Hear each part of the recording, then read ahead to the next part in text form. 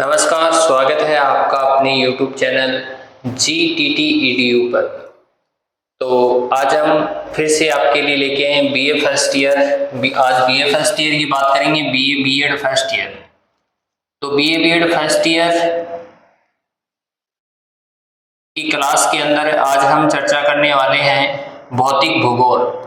इसके बारे में चर्चा करेंगे हम, भौतिक भूगोल बुक है उसके ऊपर आज हम चर्चा करने वाले हैं। भौतिक भूगोल क्या है, किस प्रकार से है, ठीक है, ये सारी की सारी बातें हैं, ये हमने पिछले वीडियो के अंदर जान ली हैं। भौतिक भूगोल क्या है, भौतिक भूगोल का संबंध है वो अन्य विषयों के साथ में किस प्रकार से है, इन सारी बातों के ऊपर हमने क्या है जानकारी है वो क्या है प्राप्त कर ली है। इन तथ्यों के बारे में हमने क्या कर लिया है, जान लिया है। आज हमें भौतिक भूगोल के अंदर एक बहुत ही महत्वपूर्ण जो टॉपिक है वो पढ़ने वाले हैं, उसका नाम है महासागरीय व महाद्वीपीय विस्थापन सिद्धांत। महासागरीय व महाद्वीपीय विस्थापन सिद्धांत आज इसके ऊपर हम चर्चा करने वाले हैं। तो पहले तो हम ये समझेंगे, हमें ये पता होना चाहिए कि ये महासागरीय व महाद्वीपीय विस्थापन सिद्धांत है क्या, इसके बारे में संपूर्ण जानकारी है। इसके ऊपर हम संपूर्ण जो चर्चा होगा आज इस क्लास के अंदर करने वाले हैं।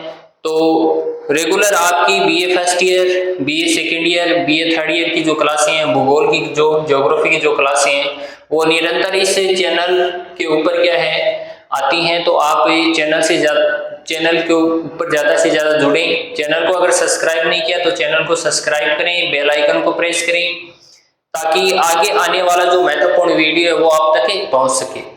तो आज हम चर्चा करने वाले हैं, अपने दोस्तों के साथ में भी क्या है ज्यादा से ज्यादा शेयर करें वीडियो को। महासागरीय व महाद्वीपीय विस्थापन सिद्धांत। अब देखो कि महासागर से महाद्वीप अलग कैसे हुए या महाद्वीप से महासागर अलग कैसे हुए। यानी विस्थापन का मतलब क्या होता है, विस्थापन का मतलब होता है अलग होना, ठीक है। महासागरों से महाद्वीप है वो अलग कैसे हुई, या महाद्वीपों से जो महासागर है वो अलग कैसे हुई।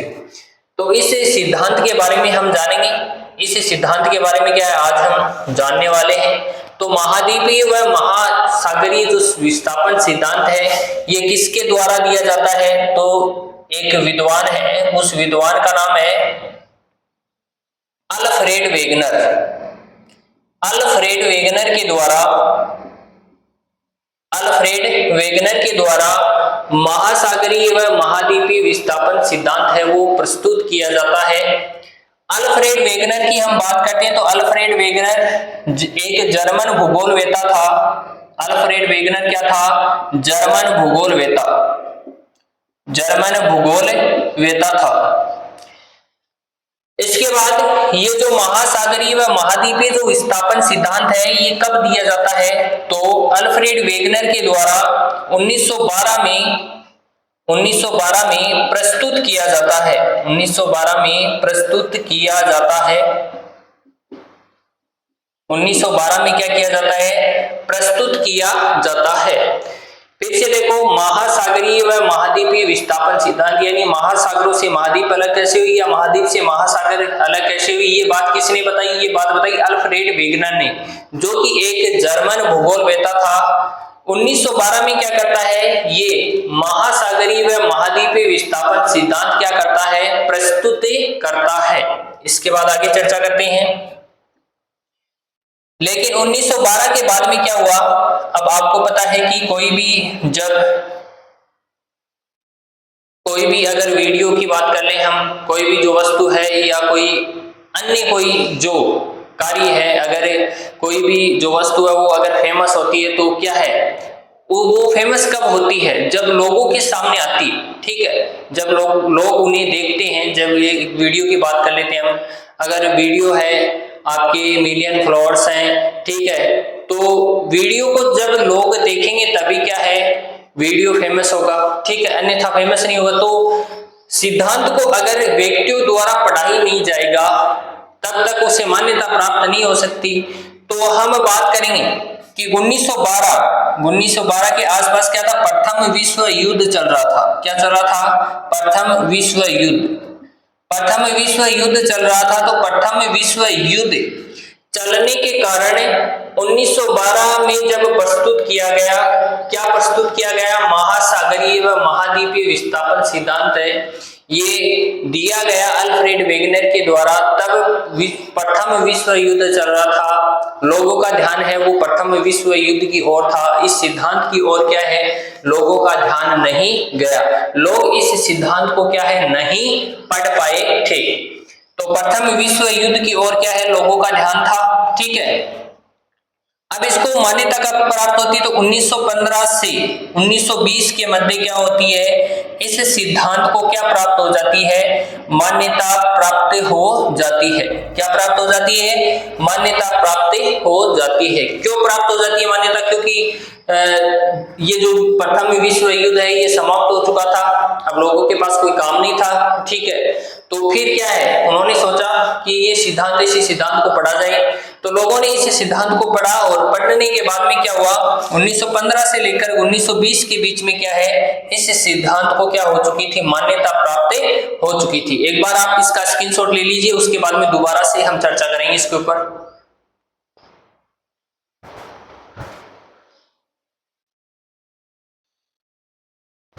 तो स्क्रीनशॉट ले लिया होगा आपने।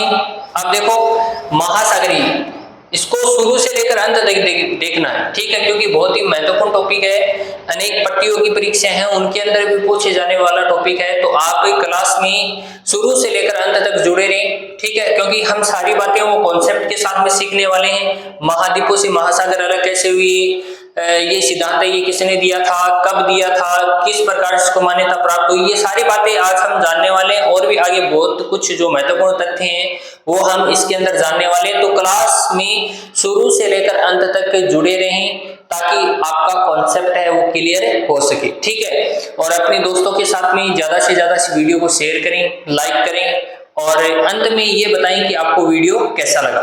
चलो आगे बात करते हैं। देखो फिर से देख लेते हैं हम एक बार, महासागरीय व महाद्वीपीय विस्थापन सिद्धांत। विस्थापन का मतलब होता है अलग होना, या तो महासागरों से महाद्वीप अलग या महाद्वीप से महासागर अलग। तो इनका अलग होना, ये जो सिद्धांत है ये किसने दिया था? तो ये एक विद्वान था, उस विद्वान का नाम है अल्फ्रेड वेगनर। अल्फ्रेड वेगनर के द्वारा क्या है, महासागरीय व महाद्वीपीय विस्थापन सिद्धांत वो दिया जाता है। जर्मन का क्या था, ये भूगोलवेता था, एक जर्मन भूगोलवेता था ये। ठीक है, 1912 में क्या किया जाता है, 1912 में महासागरीय व महाद्वीपीय विस्थापन सिद्धांत प्रस्तुत किया जाता है। उस समय क्या था, प्रथम विश्व युद्ध चल रहा था। तो प्रथम विश्व युद्ध चलने के कारण लोगों का ध्यान है वो इस सिद्धांत की ओर नहीं गया। इस सिद्धांत की ओर नहीं जाता है तो इस सिद्धांत को मान्यता प्राप्त नहीं होती, क्योंकि कोई पढ़ता ही नहीं है उस समय। ठीक है, पढ़ता ही नहीं है तो पढ़ेगा, अगर कोई पढ़ेगा नहीं इसको तो क्या है, आगे कैसे पहुंचेगा ये। ठीक है, तो अगर किसी ने पढ़ा ही नहीं तो मान्यता कैसे प्राप्त होगी? तो मान्यता है जब लोगों ने पढ़ा 1915 से लेकर 1920 के बीच में इसको क्या है, मान्यता प्राप्त हो जाती है। ठीक है, अब देखो आगे चर्चा करेंगे हम। इतनी बात समझ में आ चुकी है आपके? अगर कोई डाउट हो तो आप कमेंट बॉक्स में जरूर पूछें। अब आगे चर्चा करते हैं हम और आगे जानेंगे कि वेगनर है, वेगनर ने अपने इस महाद्वीपीय और महासागरीय विस्थापन जो सिद्धांत है, महासागरीय व महाद्वीपीय विस्थापन सिद्धांत, विस्थापन सिद्धांत। अब अल्फ्रेड वेगनर क्या करता है, महासागरीय व महाद्वीपीय विस्थापन सिद्धांत को क्या नाम देता है? तो इस सिद्धांत को वो नाम देता है प्रतिस्थापना। प्रतिस्थापना का नाम देता है। प्रतिस्थापना का मतलब होता है कि दोबारा से इसकी क्या है, स्थापना की गई, दोबारा से व्यक्तियों के सामने इसको रखा गया। ठीक है, तब इसको जाकर क्या है, इस सिद्धांत को मान्यता प्राप्त हुई। ठीक है, तो अल्फ्रेड वेगनर क्या करता है, अल्फ्रेड वेगनर के द्वारा यह नाम दिया गया था, अल्फ्रेड वेगनर। अल्फ्रेड वेगनर के द्वारा क्या किया जाता है, महासागरीय महाद्वीपीय विस्थापन सिद्धांत को पट्टी स्थापना का क्या दिया जाता है, नाम दिया जाता है। अब देखो, महासागरीय व महाद्वीपीय विस्थापन सिद्धांत के बारे में अल्फ्रेड वेगनर ने बता तो दिया कि भाई महासागरों से महाद्वीप अलग कैसे हुई या महाद्वीप से महासागर अलग कैसे हुई, पर इनके सामने अल्फ्रेड वेगनर के सामने क्या है, जलवायु से संबंधित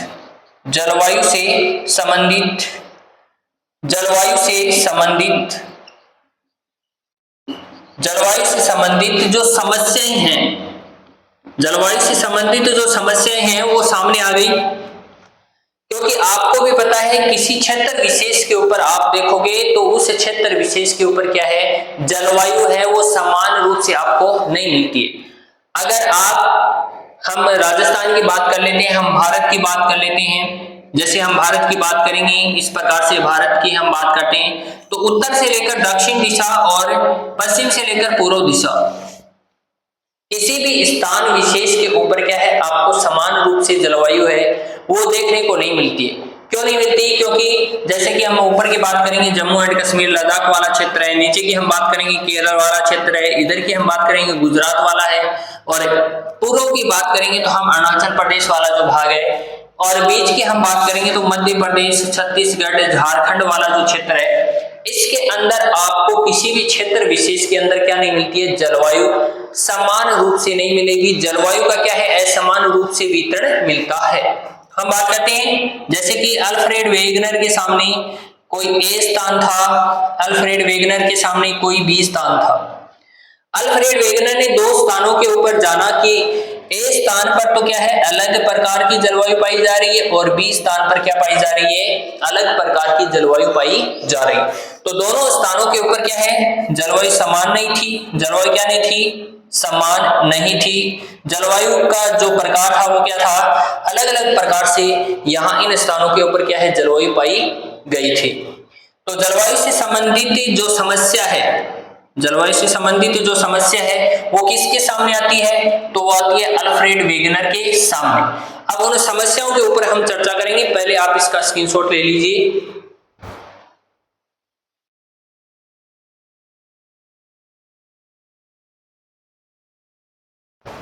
तो आपने स्क्रीनशॉट ले लिया होगा, एक बार फिर से इसको देख लेते हैं ताकि आपके सारी जो बातें हैं वो समझ में आ जाए। जब भी आप क्लास को रेगुलर लेते हो तो आपको क्या है, बोर्ड पे नजर रखनी है यहाँ पर जो भी पढ़ाया जाए आपको, ताकि आपका कॉन्सेप्ट है वो क्लियर हो सके। और हम आपको एक एक जो शब्द है उस शब्द की हम चर्चा करते हुए चलते हैं ताकि आपके जो कॉन्सेप्ट है वो क्लियर हो जाए। ठीक है, आपके अगर किसी भी क्लास से संबंधित कोई भी अगर डाउट है तो आप डाउट कमेंट बॉक्स के अंदर आप जरूर बताएं, उस समस्या का जो समाधान है वो कमेंट बॉक्स के अंदर जरूर दिया जाएगा। तो ज्यादा से ज्यादा आप क्या है, कमेंट बॉक्स के अंदर ये बताएं कि आपको क्लास है वो कैसी लगी। ठीक है, आगे बात करते हैं, हम चर्चा करते हैं कि महासागरीय व महाद्वीपीय विस्थापन जो सिद्धांत है उसको नाम दिया था प्रतिस्थापना का। अब प्रतिस्थापना का नाम किसके द्वारा दिया जाता है, तो अल्फ्रेड वेगनर के द्वारा क्या है, ये प्रतिस्थापना का जो नाम है वो दिया जाता है।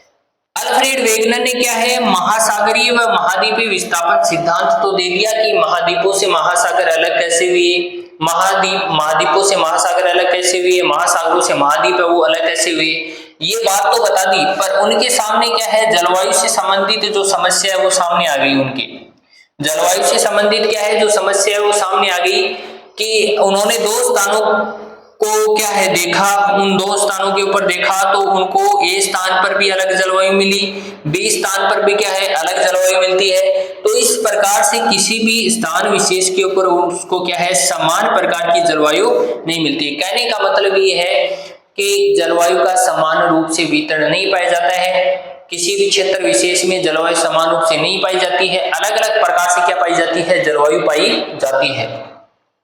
ऐसे ही हम बात कर लेते हैं राजस्थान की। ये लो, राजस्थान की बात करेंगे तो राजस्थान उत्तर से दक्षिण या पश्चिम से पूर्व, किसी भी स्थान विशेष के ऊपर राजस्थान में भी आपको क्या है, जलवायु है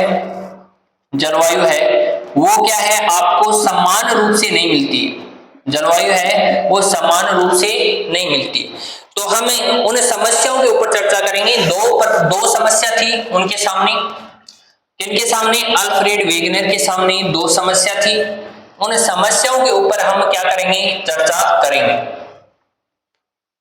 तो क्लास को शुरू से लेकर अंत तक जरूर देखना है, क्योंकि बहुत ही महत्वपूर्ण सेशन वो होने वाला है। तो पहले जो हम बात करेंगे, पहली जो समस्या थी उस समस्या की हम बात करेंगे। अल्फ्रेड वेगनर ने कहा कि स्थल भाग स्थिर थे, स्थल भाग स्थिर थे, तो जलवायु कटिबंधों के अंदर परिवर्तन हुआ होगा। जलवायु कटिबंधों के अंदर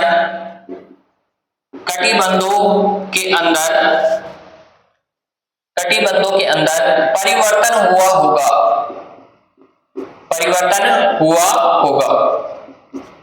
पहली समस्या तो ये थी जलवायु से संबंधित समस्या कि अगर स्थल भाग स्थिर थे, स्थल भाग का मतलब जो हमारे स्थल भाग हैं, जो मैदानी भाग हैं, वो स्थिर थे, तो जलवायु कटिबंधों के अंदर परिवर्तन हुआ होगा। जलवायु कटिबंध का मतलब जैसे शीत ऋतु, जैसे वर्षा ऋतु, जैसे ग्रीष्म ऋतु,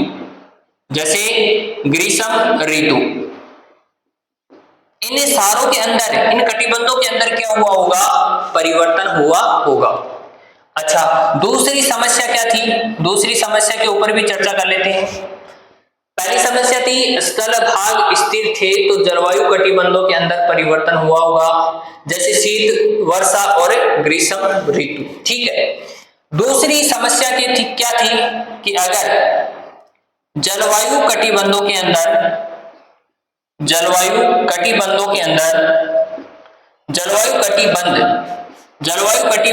स्थिर थे, तो स्थल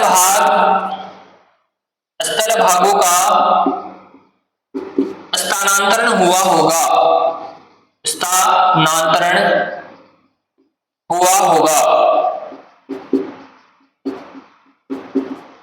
देखो दूसरी समस्या क्या थी? दूसरी समस्या इसको उल्टा कर दिया।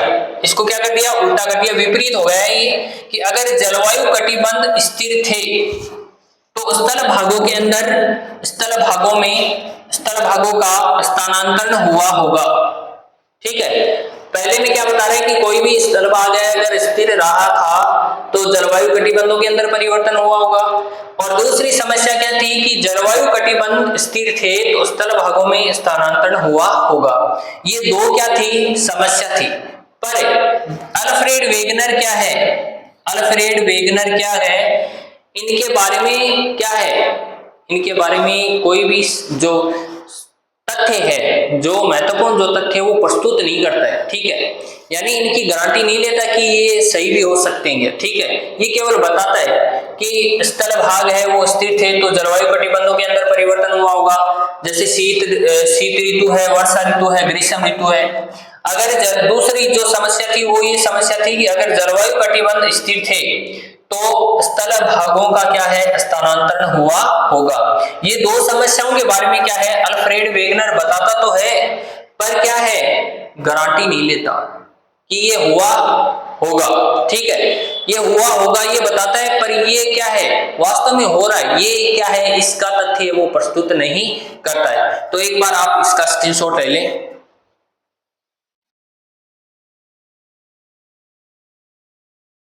स्क्रीनशॉट ले लिया होगा। अब देखो ये बहुत ही महत्वपूर्ण तथ्य हैं जो कि अल्फ्रेड वेगनर के द्वारा क्या बताए जाते हैं। भूगोल में क्या है? अनेक प्रकार के जो भूगोलवेत्ता हैं उनके अलग अलग तथ्य हैं, वो अलग अलग तथ्य उन्होंने क्या है? प्रस्तुत किए।